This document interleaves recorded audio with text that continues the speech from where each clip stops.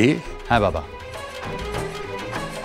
আর বিয়ের আগেই সিদ্ধান্ত নেওয়াটা আমার কাছে ওয়াইজ মনে হয়েছিল, কারণ বিয়েটা হয়ে যাওয়ার পর যদি এরকম কিছু মনে হতো তখন তো আর। বাহ, অপূর্ব, অসাধারণ। কথাটা তাহলে তাদের আগেই জানিয়ে দাওনি কেন?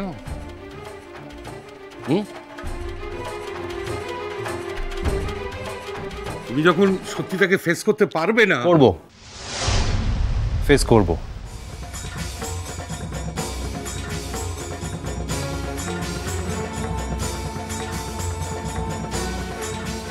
আই এম সরি বাবা, সত্যি আমার জন্য আজ তোমাদের সবাইকে অপমানিত হতে হলো। I am really sorry. আমি এটা চাইনি বাবা। দরকার পড়লে সত্যিটা এবার ওদের আমি জানিয়ে দেব। যত সব অবান্তর কথাবার্তা। এত বছর মেলামেশার পর হঠাৎ মনে হলো যে মেয়েটা তোমার যোগ্য নয়। ইনকনসিস্টেন্সি চূড়ান্ত। আমার এখন কি মনে হচ্ছে জানো বাবু, মেয়েটার সঙ্গে তোমার যে বিয়ে হয়নি না, তাতে মেয়েটা বেঁচে গেছে।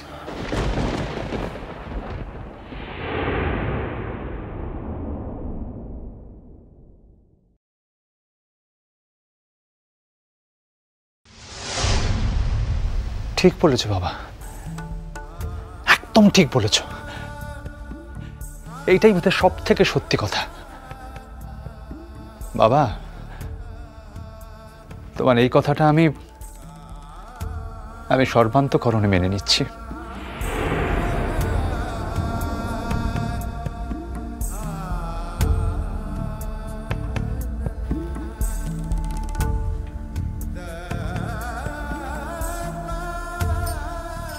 বাবু, বাবু, দাদার কথায় রাগ করিস না। মেজকামণি, আমি বাবার কথায় রাগ করিনি। বাবা তো সত্যি কথাই বলেছেন। সত্যি কথা শুনে রাগ করবো কেন বলো? ধৃতি, চলো তোমাকে খেতে দিয়ে দিই। আমি খেয়ে এসেছি দোয়েল পাখি বাইরে, এখন আর কিছু খেতে পারবো না গো।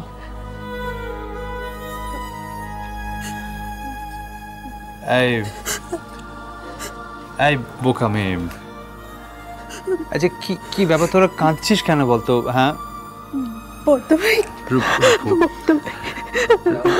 রূপক, কাঁদিস না প্লিজ। লক্ষ্মী বোন আমার, প্লিজ কাঁদিস না।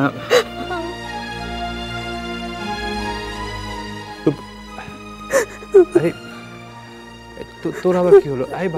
রূপু, তোরা প্লিজ একটু চুপ কর, প্লিজ কাঁদিস না রূপু, লক্ষ্মী বোন আমার।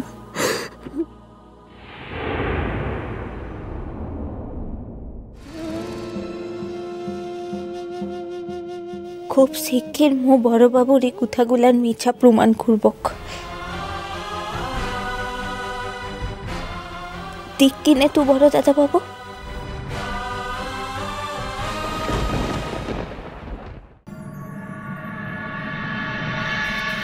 আজকের বিশেষ খবর হলো, আবার আত্মহত্যা করলেন ভারতের বায়ুসেনা কর্মী। শীতের শুরুতে শহরে আনাগোনা বাড়ালো পরিযায়ী পাখির দল। শহরের প্রতিটি শিশুকে স্কুলে ভর্তি করানোর জন্য বাড়ি শুধু সব ছোট বৌমার বঞ্জির বিয়েতে গিয়ে তো এক বিপত্তি বাঁধালো। কেন আবার জিজ্ঞেস করছো কেন? আমাদের অত করে যেতে বললো, এখন আজ গেলেই ভালো। দাদা, এই কথা কেন বলছো? না, এর হাতে খেতে হবে তো। আগের খাবার এক্সপিরিয়েন্স গুলো তো ভুলিনি।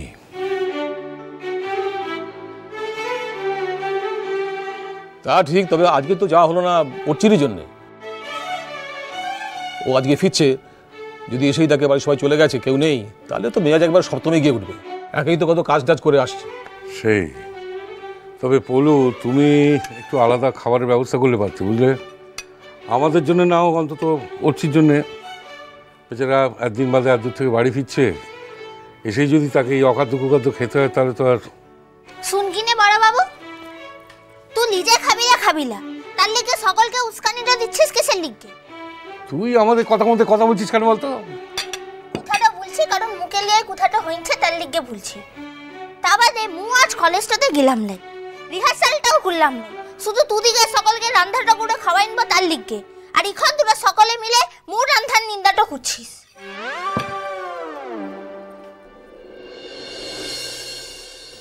আজ মো কি মনে কলেজটাতে যাবক, আজ যে মোর মরদটু ঘরকে ফিরছে, আজ মো কোথাকে যেতে পারি।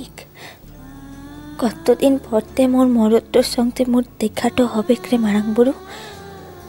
আচ্ছা মোর মরদটো কি শুকাইন দিছে, তাকে একবার মোর কাজটাতে ইনেটো দিই কিনে, তারপর দেখিস মো তাকে কেমন যত্নটা করি।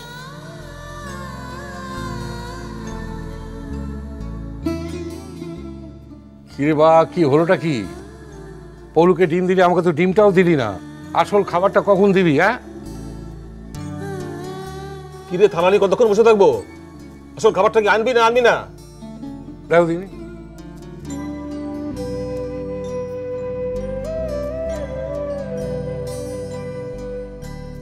এই বাহা, নিঘাত রিহার্সালে মন পড়ে আছে, বুঝলি? কলেজে এই সময় রোজ রিহার্সাল হয়তো।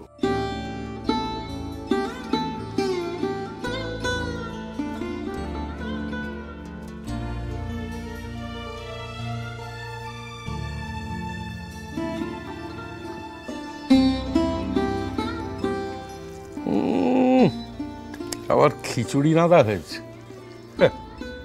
কাণ্ড সেরেছে পলু। ঠিক বড় বাবু, আগতে খেয়ে তারপর তে কোথাও বলবি। দাদা কোনো রকমের নাক টিপে এই বেলাটা খেয়ে নাও, আমি ও বেলা দেখছি কি করা যায়, দেখছি। আরে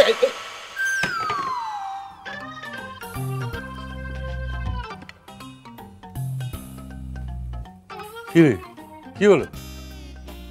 দেখতে পাচ্ছিস লাই কি হলো? খাবার দিয়ে খাবারের থালা তুলে নিলি? হ্যাঁ, আজ তোর বড় মা বাড়িতে নেই বলে তাই। যদি সে দেখতো না তোর হাল যে কি করতো। ও বড় মাটাই তো দুদিকে রাস্কারাটা দিয়ে মাথাটা খেয়েছে লাই। কি হি রে, ছোটদেরকে যেমন আসকারাটা দেয় তার থেকে বেশি দুদিকেও আসকারাটা দিয়েছে। খেতে বসিয়ে খাবারের থালা তুলে নিয়ে তুই খাবারের থালাটা দিবি না বল? দেখ কিনা কেমন লাগে। এই বাহা, তুই খাবার দিবি না দিবি না সত্যি বলছি, এবার কিন্তু আমি এখান থেকে উঠে যাবো। খাবার টেবিল ছেড়ে যদি একবার উঠে যাই, 1000 পা ধরে সাধলেও কিন্তু আর খেতে বসবো না বলে দিলাম। কে পাটা ধরে সাজছে? মোর বই যেছে। বাহা, কোথাও কিছু নেই, এই বাঁদরটার ভরসায় আমাদের ছেড়ে রেখে চলে গেল। জানি না কি জিনিস। হি, সেটা ভালো করে জানছি। ইতক্ষণ ধরে রান্নাঘরের ভিতরটাতে গরমটাতে ঘিমেলে মু রান্নাটা করলাম, আর তুরা লাগি পায়ের ওপর পাটো তুলে ভুলতে লিগেছিস যে লাখ টিপে খাবারটা খেয়ে টলিবি। খাবারই কোনো দরকার টলাই।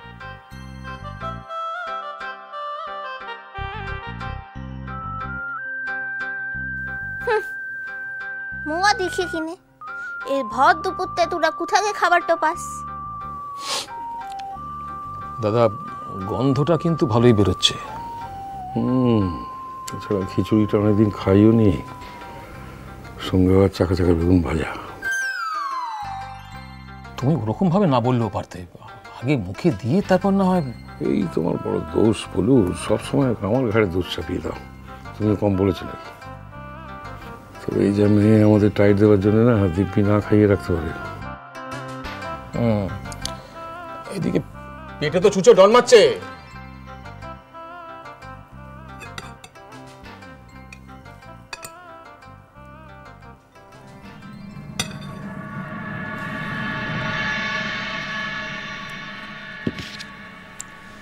বুঝলে পলু, জমিয়ে খেয়ে না বুঝলে, রণরঙ্গিনী কখনো আবার কি মূর্তি ধরেন। সে আর বলতে, যতটা পারবো সাঁটিয়ে নেব। কিছু বলছিস? না, আমি তো কিছু বলিনি মা। বাপরে, কেবারে মা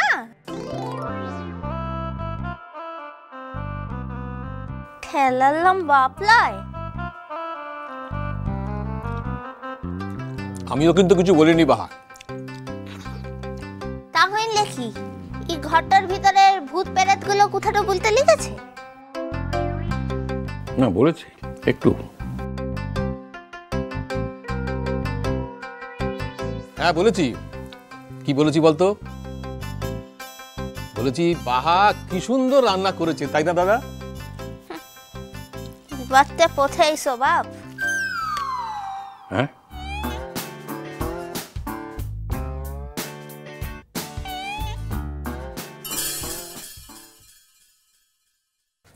উফ, সাউন্ডটা বাড়া এখন। ঠিক রানওয়েতে নামার আগে পাকিস্তান থেকে দিল্লি উড়ে আসা একটি বিমানে আগুন ধরে যায়। পাইলট সহ 37 জনের মৃত্যু হয়। বাকিদের উদ্ধারের কাজ চলছে। জানা যাচ্ছে কলকাতার সাংবাদিকদের একটি দলও রয়েছে সেই বিমানে। মিষ্টি কুটু মিষ্টি কুটু মিষ্টি কুটু